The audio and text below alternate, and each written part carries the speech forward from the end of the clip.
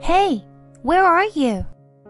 It's our first family trip in a while, so I thought I would enjoy it with just my family after all. We will go home after finishing our sightseeing. Maybe you can run home. I'm not sure how many days that will take. My mother-in-law laughed as she made fun of me. You like this spa town, right? Enjoy it on your own today. There's laundry to do. And our son will come back from his training camp at some point today. So, get home tonight and finish that. My husband happily ordered me around. I couldn't hold myself back anymore. You should do your laundry yourself. What? Hey, what's with your attitude? I'm the breadwinner of the family. Time have changed. That's not how things work anymore. What? You really are rude today. I will teach you a lesson when I get home tonight, so be prepared. Huh. You can just forget what I've said. I'm never going to see you again anyway. Huh? My husband and in-laws all exclaimed in surprise. My name is Ava. I'm a 42-year-old office worker. My husband, James, is 2 years older than me. We met at work, where he was my senior. He was good at his job, and I respected him, so we got married. We had our son Lucas shortly after getting married, and we were happy. But our relationship fell apart in no time. If I were to say that the reason our relationship fell apart was my husband's parents, that wouldn't be an exaggeration. Especially his mother. She never liked me, and she's always harassed me. My husband used to protect me, and we lived far away from them. So I could handle it because I didn't have to meet my in-laws often. But around the time that our son started high school, James was transferred to a different office. The office James was transferred to was in his hometown where his parents still lived. Both James's workplace and the high school our son entered were near my in-laws' house. So we suddenly ended up living very close to them. In order to accommodate my family, I decided to quit my job and find a new workplace in James's hometown. I found a job at a much nicer company than the one I was working at before. I didn't have to work overtime, and I could go home relatively early. Because of that, I had more time to cook dinner and prepare lunch boxes for my husband and son.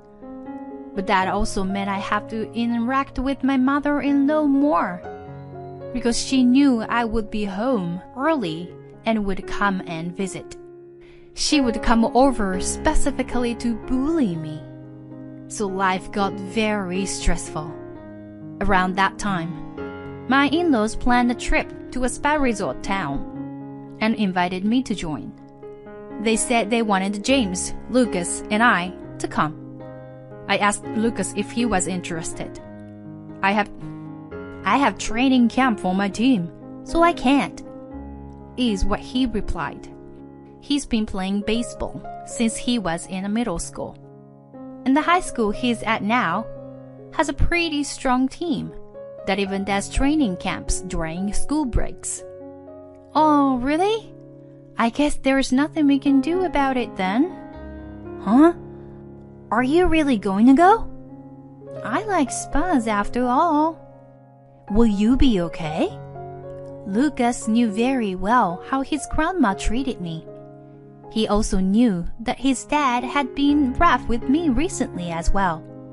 It seemed that he worried that something bad would happen to me.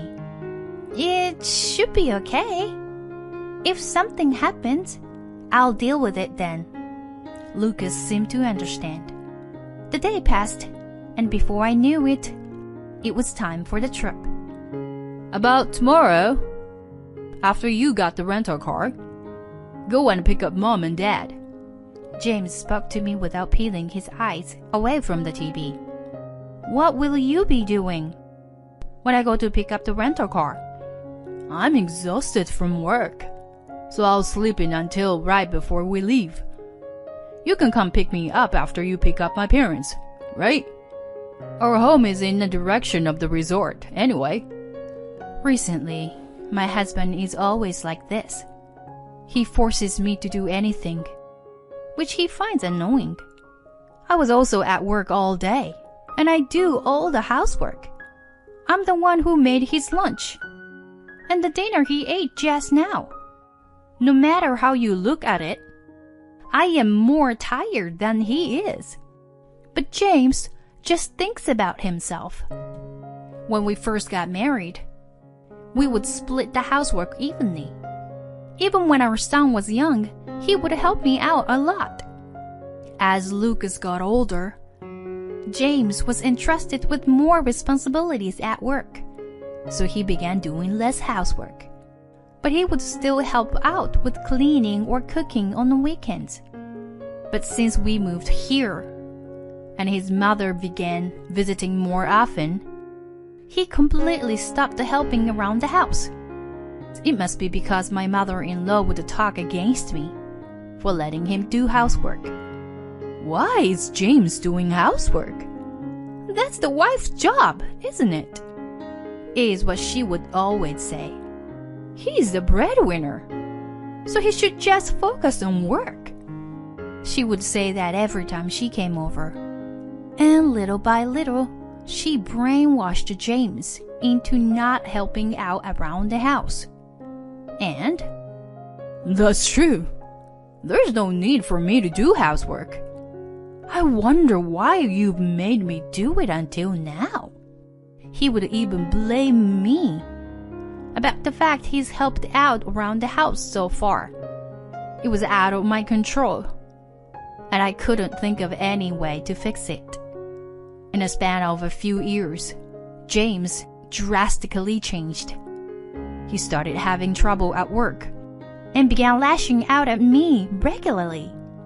Even if I tried to speak to him logically, he wouldn't listen. It became annoying for me. So at some point, I just stopped trying. That was the least stressful way for me to live. I considered getting a divorce. But since Lucas was going to a private high school, his tuition was expensive. And when he starts a university, things will only get more expensive. I decided it would be too much for me to handle as a single parent.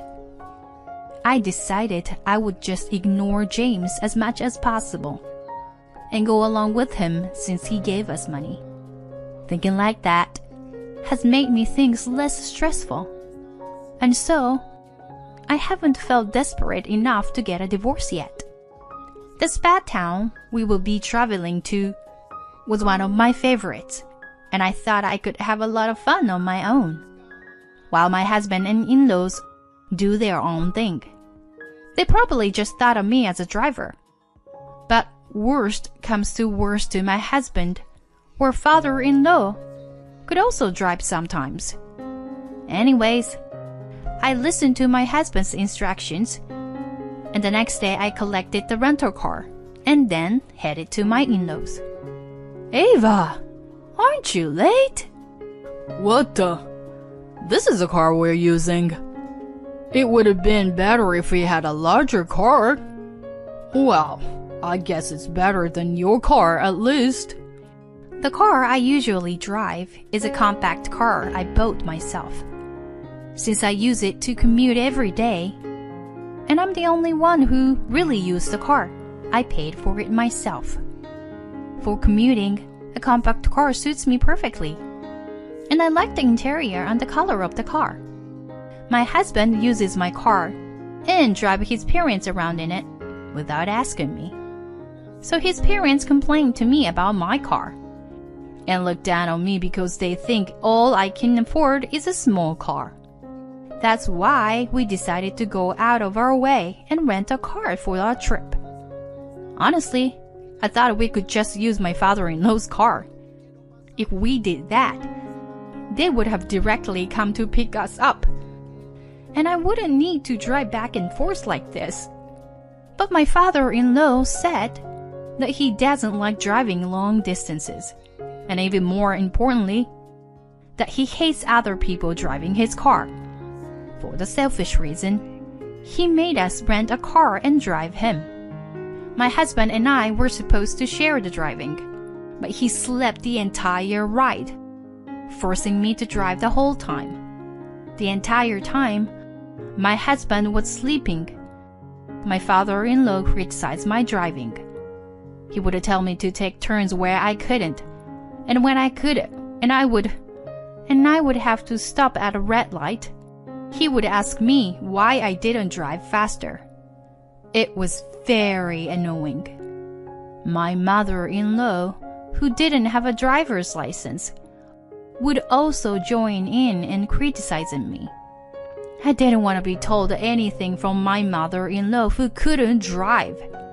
And at the very least, I haven't gotten into 5 car accidents like my father-in-law.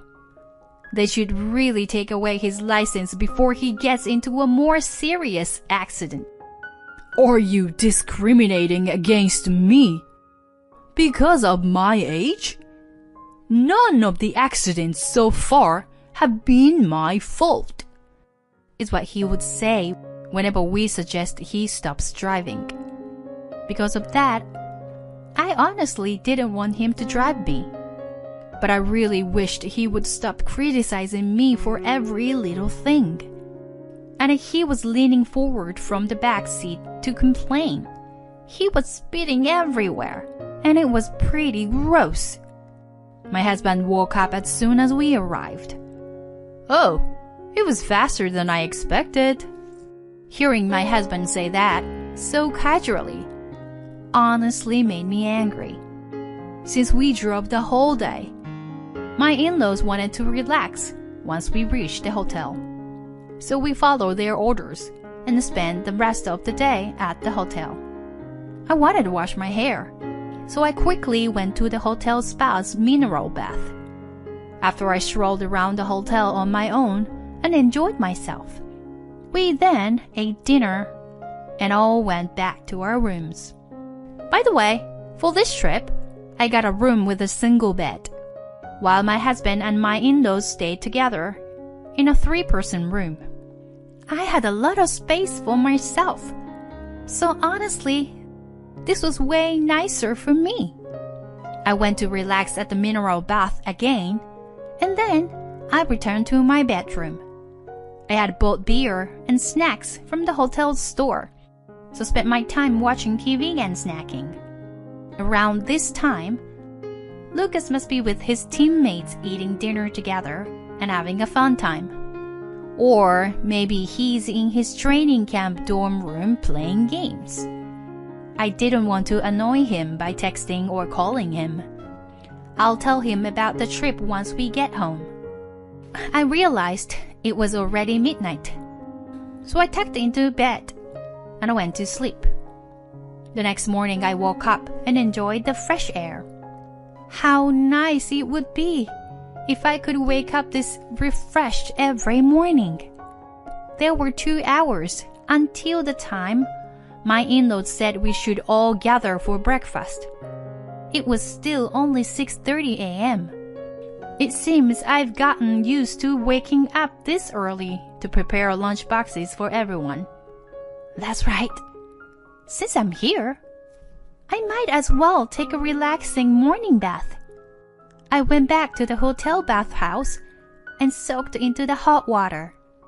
The weather was nice, so the outdoor mineral bath felt amazing. I got back to my room and texted Lucas. I'm pretty sure he said he would be getting back home tonight, so he will probably be waiting for us alone until we get back. By the time I texted Lucas, gathered my luggage, and put on makeup, it was already around 8:30. I went to eat breakfast. I was supposed to eat breakfast with my in-laws and husband, so I headed to their room. But when I knocked on their door, there was no reply. Maybe they already went to the breakfast hall. I decided to head to the breakfast hall, but they weren't there either. breakfast area wasn't that big, so if they were there, I would have seen them easily. I sent James a text, but he didn't reply. Thinking it couldn't possibly be true, I spoke to the hotel receptionist and found out James and his parents had already eaten breakfast and left. They told me they were going to eat at 8:30. It seems the hotel breakfast began at 7:30, and my in-laws purposefully told me to get there at 8:30 so that they wouldn't have to eat with me. On top of that, they left me to check out and pay for them. Telling me that they would pay for the trip was a lie. I had to pay for both of our rooms. Of course, the car was gone. They wanted to leave me behind and go home on their own. At first, I was really angry. But then, I realized there was no point. If that's how they feel, fine. Relaxed, I went back to the breakfast area to eat. I rested in the hotel right until it was checkout time. Now then, what should I do next? As I was thinking this, my mother-in-law called me. Hey, where are you? When I said that, my mother-in-law laughed loudly. It's our first family trip in a while. So I thought I wanted to enjoy it with just my family after all. Then why did you invite me in the first place? We brought you to drive us and to pay for the hotel. We brought you to a resort town you like, and you ate delicious food. So you should be grateful to us. If I had come with Lucas, it would have been much cheaper. Why do I need to pay for the three of them? To hold back my anger, I let out a sigh. We will go home after finishing our sightseeing. Maybe you can run home. I'm not sure how many days that would take. My mother-in-law laughed as she made fun of me. I didn't want to leave things like this. Is James driving now? Please put the call on speakerphone so that he can hear me. Following my request, I could hear James' voice. What happened? Why do you want to talk? Were you planning to leave me like this from the beginning? Don't get that mad. You like this bad town, right? Enjoy it on your own today. There's laundry to do, and our son will come back from his training camp at some point. So, get home tonight to finish that. My husband happily ordered me around. I couldn't hold myself back anymore. You should do your own laundry yourself. Hey. What's with your attitude? I'm the breadwinner of this family. The head of the family is telling you to relax and then come home. You should be crying out of happiness and gratitude right now. Times have changed. That's not how things work anymore. What? You really are rude today. I will teach you a lesson when I get home tonight. So be prepared. You can just forget what I've said. I am never going to see you again. Anyway. Huh? My husband and in-laws all exclaimed in surprise. I didn't see you today, so dinner last night was the last time. What do you mean? My husband's voice was trembling. Well, I'll be divorcing you. You handed me divorce papers a year ago, right? You've changed since we moved. Around this time last year, you treated me especially coldly. One day you were so angry, you suddenly gave me divorce papers. At the time, I was worried about how I could afford Lucas' tuition, so I refused. Shortly after that moment, you apologized to me and said we shouldn't divorce, though we carried on with our married life. I stopped trusting you, so I hired a private investigator. and I found out you were having an affair with an old classmate.